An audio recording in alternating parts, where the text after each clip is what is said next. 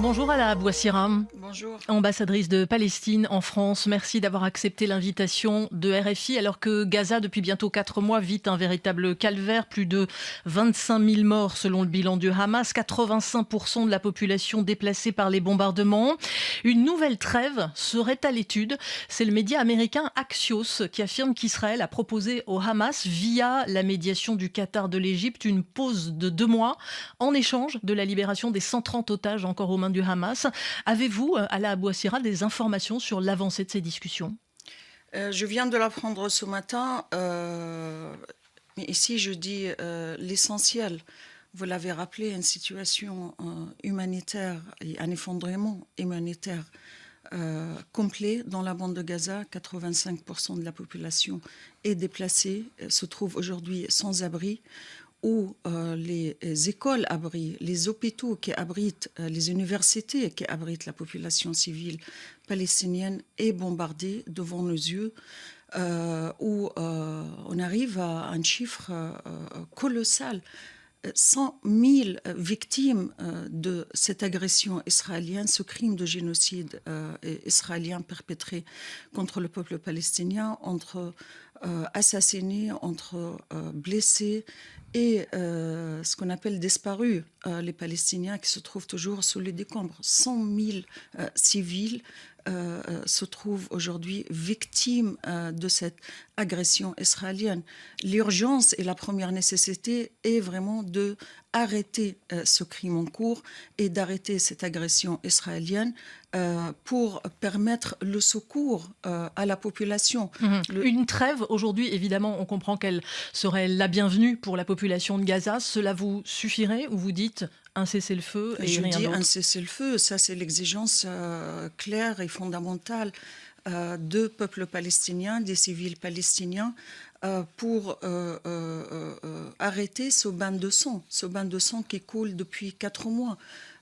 Toute cessation de l'agression est la bienvenue.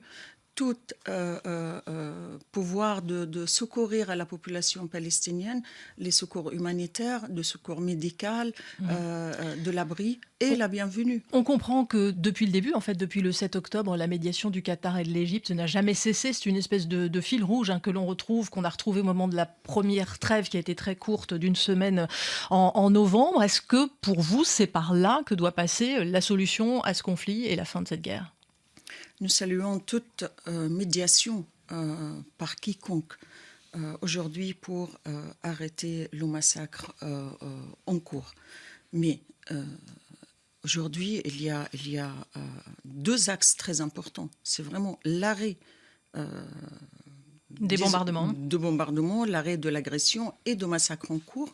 Et en parallèle, secourir à la population et en parallèle également d'ouvrir une perspective politique globale qui mettrait terme à l'origine du problème, qui est l'occupation, qui est l'apartheid, qui est la colonisation, et permettrait aux 2 peuples de pouvoir vivre ensemble et en paix et en sécurité pour tous. Vous parlez de perspective politique globale. Les Européens tentent, en tout cas hier, ils ont non pas réuni, mais entendu séparément les chefs de la diplomatie israélienne d'un côté, palestinienne de l'autre, à Bruxelles, pour tenter de relancer cette idée d'une solution à 2 États.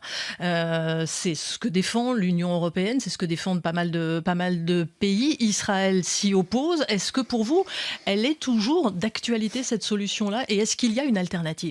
Pour les Palestiniens, il est toujours la seule option de sortie de ce cercle d'enfer dans lequel nous vivons. Mais avec quel partenaire ? Vous venez de le rappeler, Netanyahou refuse catégoriquement l'idée d'un État palestinien. Son ministre des Affaires étrangères, hier, justement, à Bruxelles, au Conseil européen, a proposé une île, d'installer les Gazaouis sur une île dans la Méditerranée qui resterait sous contrôle israélien. C'est absurde, c'est absurde. Il faut que les Israéliens manifestent leur volonté et l'expriment pour concrétiser la solution à 2 États. La Palestine, la direction palestinienne et le peuple palestinien exigent la concrétisation de la solution à 2 États. Nous cherchons toujours le partenaire israélien qui s'engagerait dans ce chemin.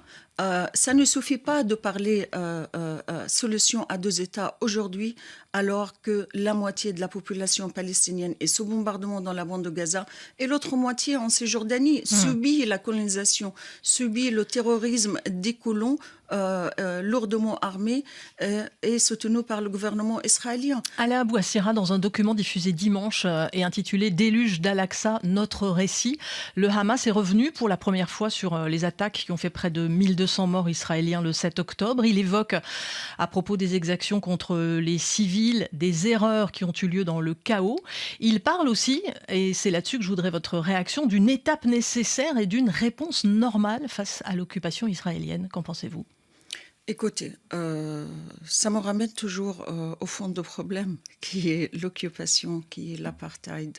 Et je dis, il faut mettre toujours les choses dans leur contexte historique et politique. Mais est-ce que la réponse à l'occupation, c'était ça ? C'était ce qui s'est passé le 7 octobre ? On a averti pendant des années d'une éventuelle explosion en territoire palestinien occupé.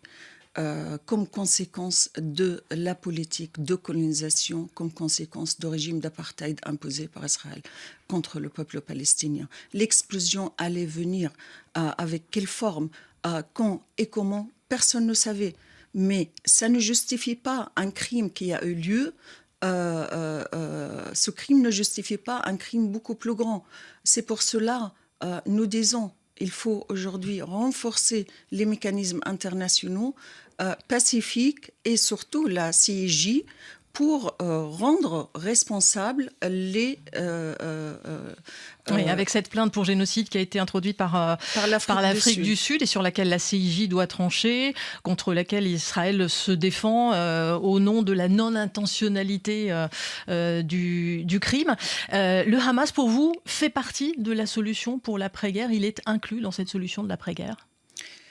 Le Hamas fait partie du tissu politique et social palestinien. Le seul et légitime représentant du peuple palestinien, c'est l'OLP, l'Organisation de la libération de la Palestine.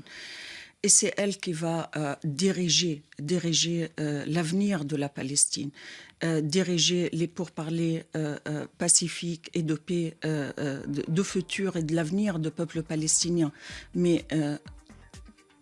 on s'arrête là. On s'arrête là. Le temps manque, malheureusement. Merci Ala Bouassira d'avoir été avec nous ce matin. Merci.